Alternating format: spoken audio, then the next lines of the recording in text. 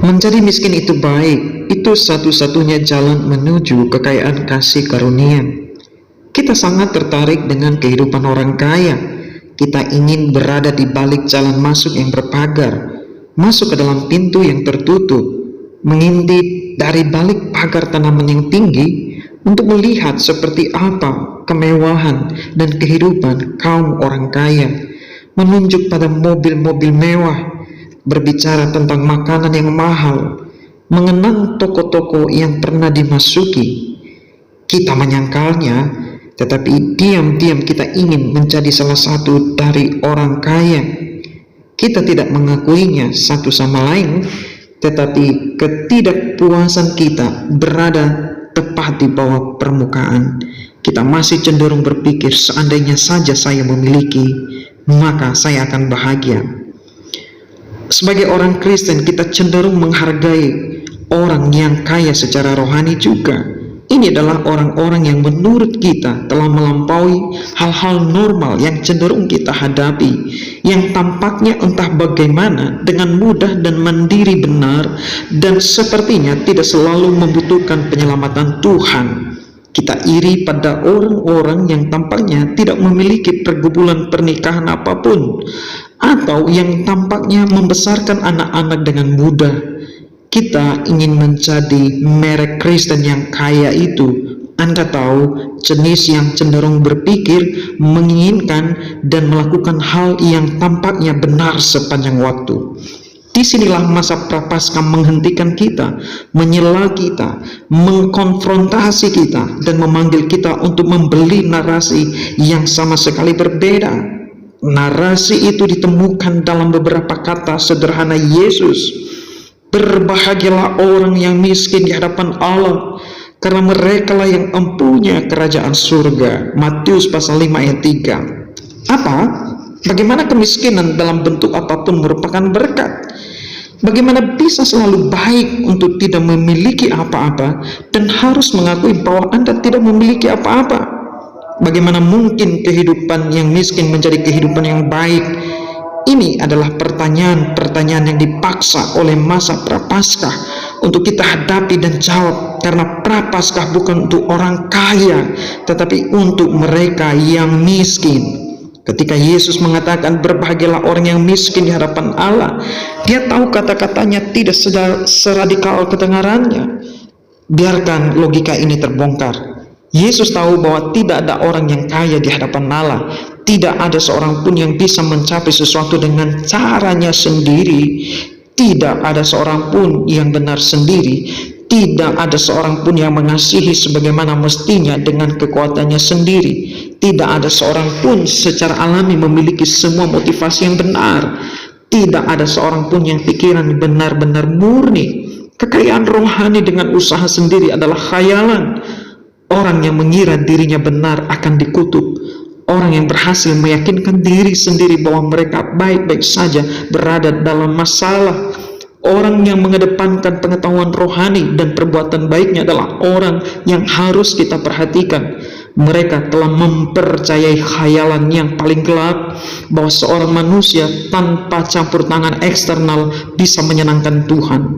Terlepas dari keajaiban campur tangan, penyelamatan, pengampunan, dan transformasi kasih karunia, tidak ada orang kaya secara rohani di luar sana. Tidak ada.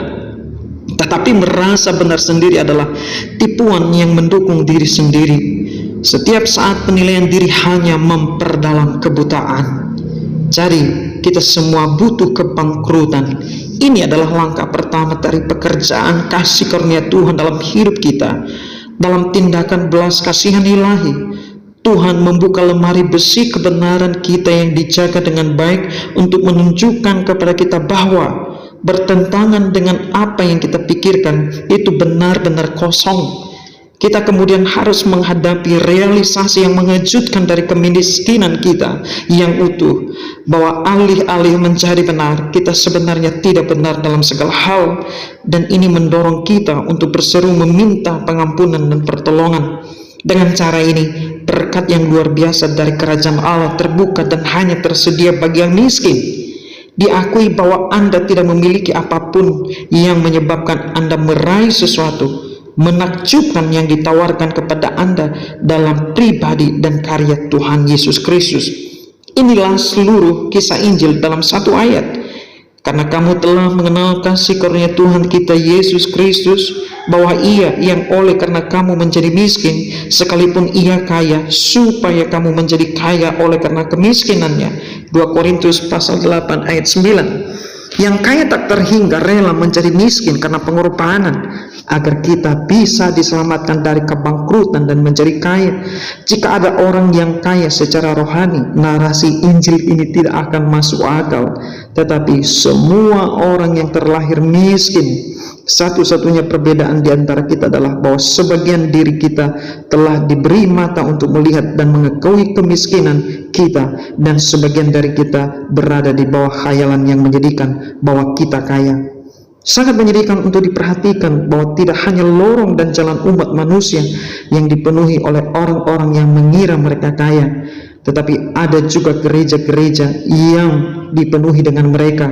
Jika Anda bangkrut secara finansial, Anda akan panik.